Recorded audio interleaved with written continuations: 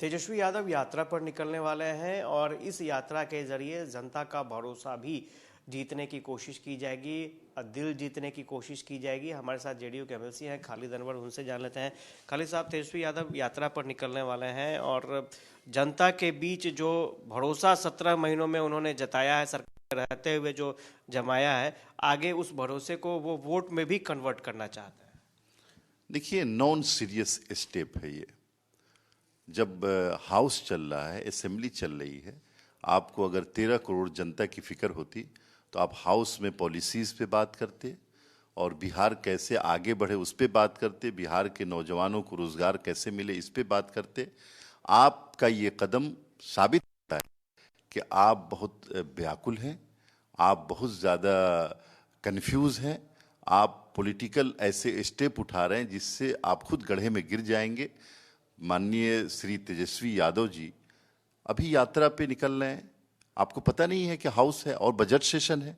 इसी budget session में तय होता है कि किसको क्या दिया जाना है, कैसे बिहार तरक्की करेगा। ये निकलने दीजिए इनको। बिहार की जनता पूछेगी कि आपने 17 महीने जो उप मुख्यमंत्री थे आपने क्या किया है, कितने करप्शन किए हैं, कितने पैसे बनाए हैं और कितने अपने लोगों का आपने काम किया है।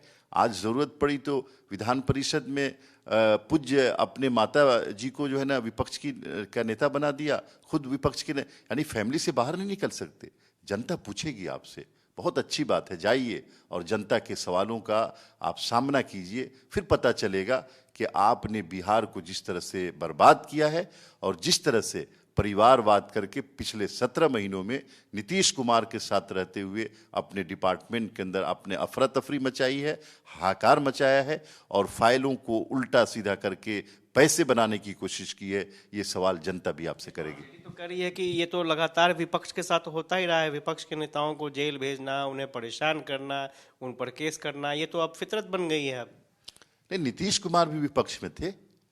एनडीए की सरकार थी 17 महीने से, क्यों नहीं नीतीश कुमार पे किसी ने उंगली उठा दी? कौन कहता है? देखिए, विपक्ष के साथ क्या होता है ये जानते नहीं क्या लोग? लालू यादव जी सरकार में थे तब उनको जेल भेजा गया, याद है कि नहीं याद है? खुद ही मुख्यमंत्री थे ना, इस्तीफा दे करके फिर अपनी पत्नी को बनाया और जेल गए।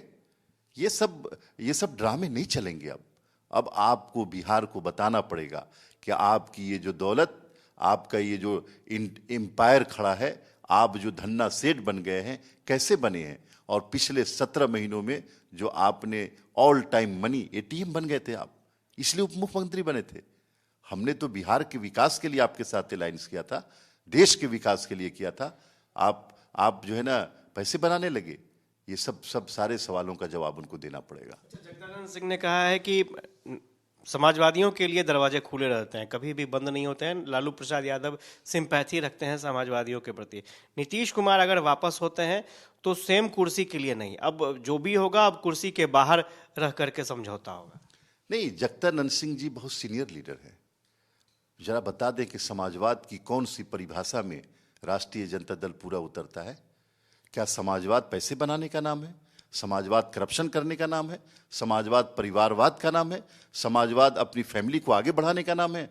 मैं राष्ट्रीय जनता दल की मौजूदा नेतृत्व को मैं समाजवादी नहीं मानता हूं और ये ढोंग रचाना बंद कर दें। समाजवादी नीतीश कुमार हैं, जिन्होंने कभी अपने परिवार के लिए नहीं सोचा, जिन्होंने कभी अपने के लिए नहीं सोचा, सिर्फ बिहार के लिए सोचते हैं। कभी देखा है नीतीश कुमार जी के इर्द गिर्द कोई उनके फैमिली का लोग हो, उनके रिश्तेदार हो? ये सब आप समाजवादी नहीं। और दरवाजे खुले हैं, बंद है। देखिए, हमने बिहार के हित में, हमारी पार्टी ने, हमारे नेता ने ये डिसीजन लिया है और आपके करप्शन से और आपके कानाफुसकी से, चींटी काटने से, जो अब इंडिया गठबंधन के लोगों को फोन करके चींटियां काट रहे थे, उसकी वजह से हमने ये डिसीजन लिया है। बिहार तरक्की करे, बिहार के नौजवानों को रोजगार मिले, बिहार के किसान खुश रहे, बिहार के समाज में शांति रहे और बिहार में ऐसे लोगों का जो क्राइम ग्राफ बढ़ रहा था, चोरी बढ़ रही थी, पता है आपको? चोरी, सेंधमारी, पॉकेटमारी, माने इतने क्राइम, 14% चोरी बढ़ गई, 20% पॉकेटमारी बढ़ गई, सेंधमारी बढ़ गई, क्या क्या केसेस हो रहे थे। तो ऐसे नीतीश कुमार इसको बर्दाश्त नहीं कर सकते। हम ऐसे लोगों के साथ नहीं जा सकते जिनको समाज से सरोकार नहीं हो, परिवार की फिक्र हो सिर्फ उनको। अनवर थे और उन्होंने साफ तौर पर कहा कि तेजस्वी यादव यात्रा पर निकल रहे हैं, कोई बात नहीं, लेकिन अभी बजट सत्र चल रहा है। ऐसे में बजट सत्र में नेता प्रतिपक्ष होने के नाते उन्हें सदन में रहना चाहिए था। हालांकि जनता के बीच वो जिन मुद्दों को लेकर जाएंगे, जनता भी उनसे कई सवाल पूछेगी, संपत्ति को लेकर, भ्रष्टाचार को लेकर और 17 महीने में हुए गड़बड़ियों को लेकर के उनसे सवाल पूछेगी। देखना दिलचस्प होगा कि तेजस्वी यादव की ये यात्रा कैसी होती है। कैमरा पर्सन फिरोज के साथ आशुतोष चंद्रा, कशिश न्यूज, पटना।